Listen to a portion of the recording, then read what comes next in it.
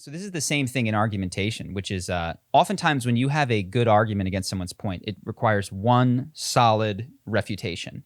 When you don't, what you will see is that people pile on reason after reason after reason after reason after reason, and that's to hide that none of them are sufficient and they don't add up to anything sufficient. But you can also only address one thing at a time. Exactly, right? and it overwhelms the mind. So without commenting on Ryan Haywood in particular, what I see is that we've set up, and then I watched his response, which is like, please leave me alone. Wait, he didn't apologize? He just No, he apologized, but he's just like, please leave my family alone, essentially. Oh, interesting.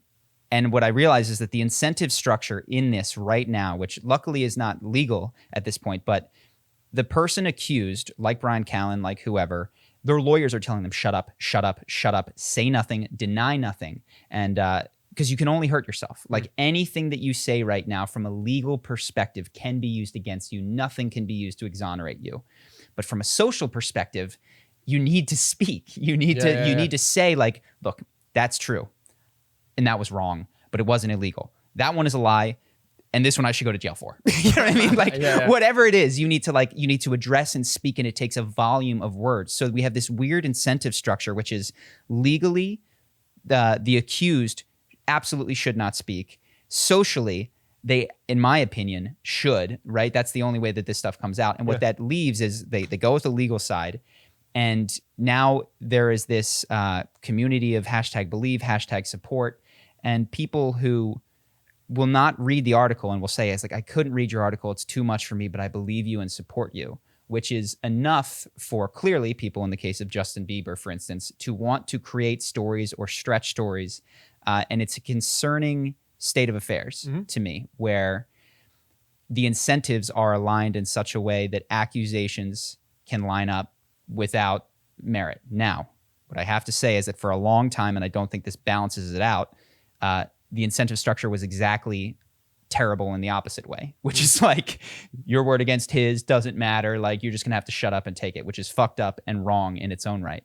But we seem to have swung from a pendulum to something that is not good. And this is without commenting on whether Ryan is a good guy, a bad guy, go to jail, shouldn't go to jail. I don't know the specifics of his details, but I was just looking at the ecosystem of how these sorts of things arise.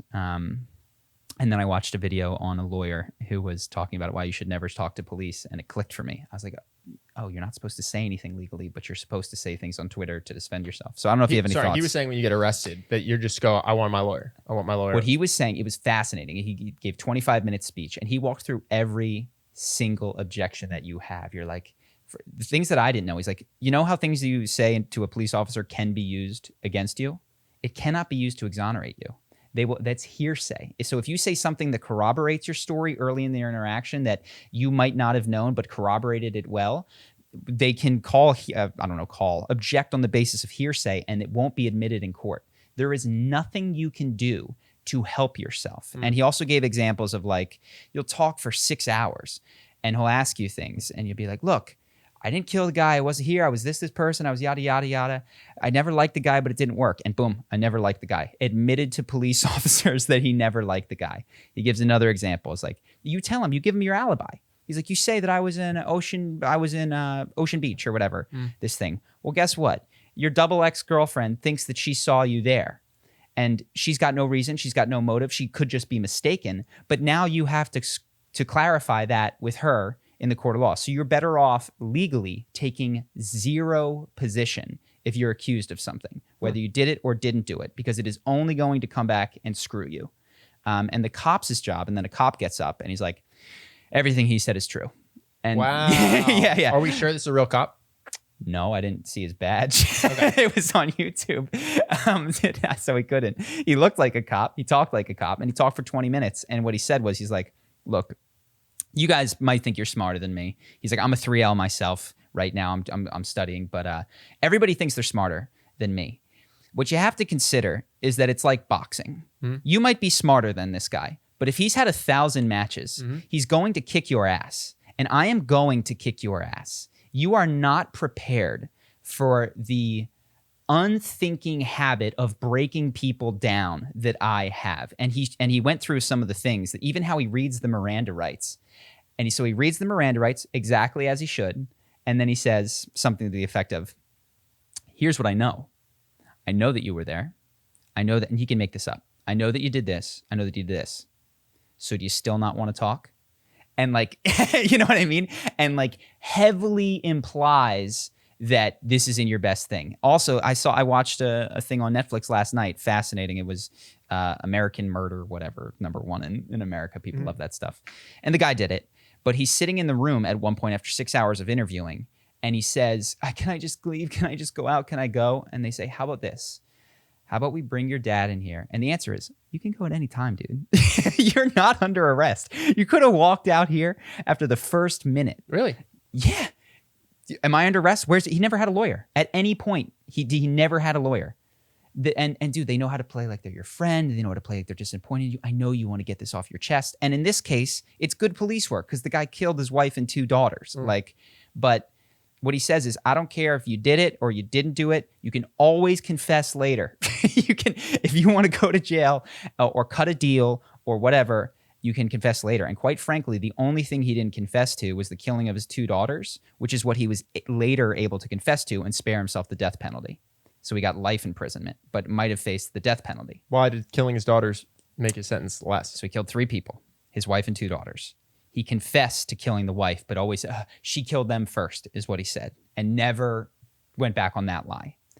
And they had no proof. Like, they knew that she killed your 2 daughters, and then you killed her, and then you buried them all. Like, it doesn't make any sense.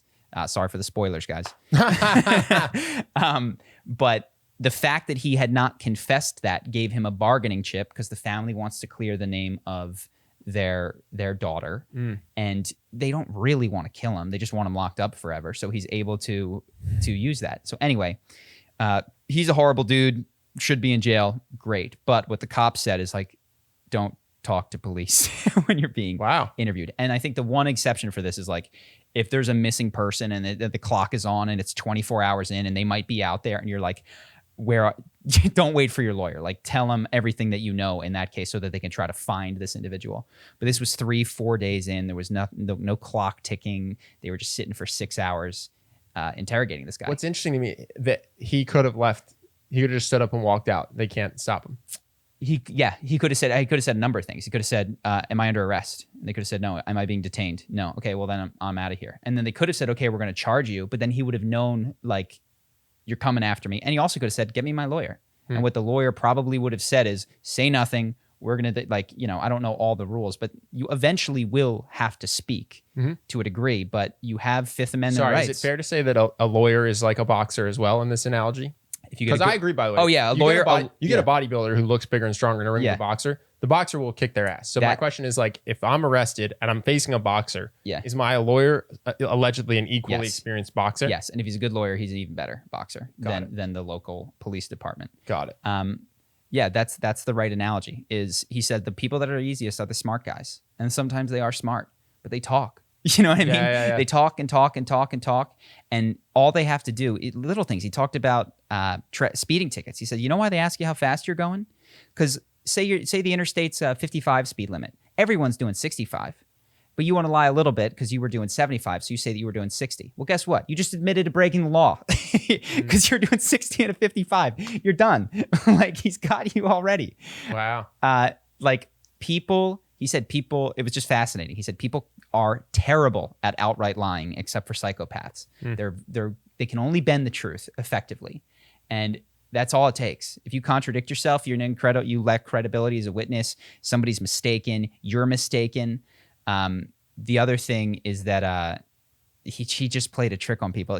I'm telling you guys this whole video because it's fascinating, I suppose. But at the beginning of the lawyer reads a fake murder summary that might have been in the newspaper. 3 people slain, yada, yada, yada.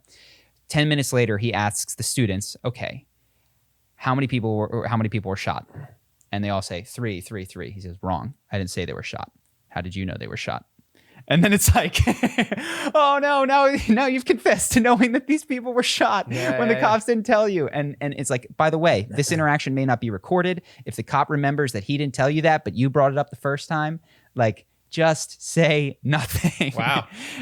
So I was heavily persuaded by all of that, and it of course made me think about what the Me Too allegation people like Crystalia, Brian Callen, etc., regardless of whether or not they did it, what they're hearing from their lawyers is you cannot say anything. Yeah. There's nothing you can do to help exonerate yourself.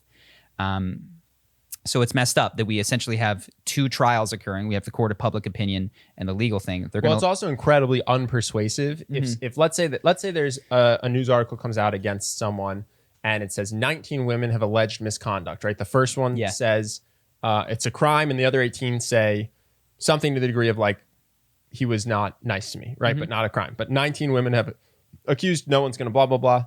And the guy comes out and says, I know people have been asking me to make a statement, but my lawyers are telling me not to, so I'm not going to comment on this. Yeah. You look guilty. You look really bad. So because people don't understand. I didn't understand this until literally right now. Your thing about, you can only hurt yourself. I was like, just come out and say that you didn't do it. Fight it. Fight it tooth and nail. So yeah, I think the general populace is so unconvinced by that. It actually makes you look bad to come out and say that. So what the cop says, he's like, that's why people talk. He says they're playing by these social rules where if you shut up, you're guilty. So they talk and talk and talk and talk to prove their innocence. And interestingly, there's a ton of things, but there's been the DNA, I forget what it's called, the blank project, where they exonerate people with DNA evidence. 25% of the people they've exonerated confessed to the crime. 25% confessed to the crime, which means that the police got him in there, told him that they had him up a road, this, that, and the other thing. You're going to get the electric chair. You know what I mean? And I'm not saying that's evil policemen. I'm like, this is the system that we have. And what he encourages you to recognize is the police are playing offense. You're not doing a favor by being neutral. Like, you're supposed to play defense. That's how this system is meant to work. The best defense we can get, the best offense we can get. And that's how we believe we'll get to the truth. Well, that was interesting to me so I have a friend who's a lawyer, and I always thought the jobs of lawyers, it was to get to the truth. And he's like, no, the system is set up so that the judge or the jury decide the truth. But the prosecutor is not supposed to decide if he thinks you're innocent or guilty and pursue you accordingly. He's supposed to prove to the best of his ability you are guilty. The defendant is not supposed to take into account if he thinks you did it and should go to jail. He's supposed to the best of his absolute ability, not have you be found guilty, regardless of what they think of you. And so to me, that was always interesting, because you look at certain cases that are so cut and dry and how vehemently the defense will defend it or how vehemently the prosecution will prosecute it. It's like their job is not truth. Only the judge is supposed to do that, or only the jury is supposed to do it. So yeah, it really is a system that for whatever reason it's just decided aggressive offense and aggressive defense is the best way to get to the truth. Yeah. Well, I'll wrap with this right now. But the one, he just takes a Supreme Court justice from back in the day and he has him talking about the Fifth Amendment. And he says, it's such a shame that so many Americans think that the Fifth Amendment is an admission of guilt. It is there for you. It is there to protect you from a tyrannical government. It is your right. Please use the Fifth Amendment. Like, that's what it's there for. Well, how could you not in a jury, though? You know what I mean? You're a juror. We've never had this podcast conversation. You're coming in with the legal knowledge you had a half hour ago, right? And you're on the jury and they say, where were you the night of the murder? And you go, I plead the Fifth. As a juror, you're like, this person's guilty as fuck. That's why you don't even take the stand. Yeah. That's why most defendants do not take the stand. I don't know if it's most, but that's why in the movies you never take the stand. No, it's just interesting. I mean, think about it from a juror's perspective. Where were you the night of the murder? I plead the Fifth. Yeah. You did it. Yeah. Like, that's just without a judge telling me, hey, you're not supposed to take, my immediate reaction is you're guiltier than you were before you said that sentence. Sure. So yes, effectively, what I noticed in this, and I'm repeating myself, but is that there are two courts occurring. There's legal court, which is why people are silent, and there's the public opinion court. And people decide to lose the public opinion court in order to not go to jail legally, right? And so what that creates is a public opinion court that is tilted. They didn't say anything. Where did Crystalia go? Why did he disappear? Like, what's going on? Shouldn't he say something? You're like, why wouldn't you defend yourself? I've heard that so many times. And again, I don't know what's true of him, but now I have a deeper understanding of he might really want to. But well, it's also weird because there's a penalty for defending yourself, it sounds like, but there's not a penalty for going on the offensive. No. And this is again, I don't know. This is the difficulty that. Dude, Jesse Smollett, to my knowledge, did not get penalized at all. Well, I think there was some shady police work around getting him. He was on the chopping block to be penalized, but they dropped it. I don't know why. It was a shady thing. Like, why did they let this go? They might have just his lawyer might have done a good job. Been like, you collected evidence the wrong way. You did this. We are going to drag the police department through it. But he was definitely on the chopping block.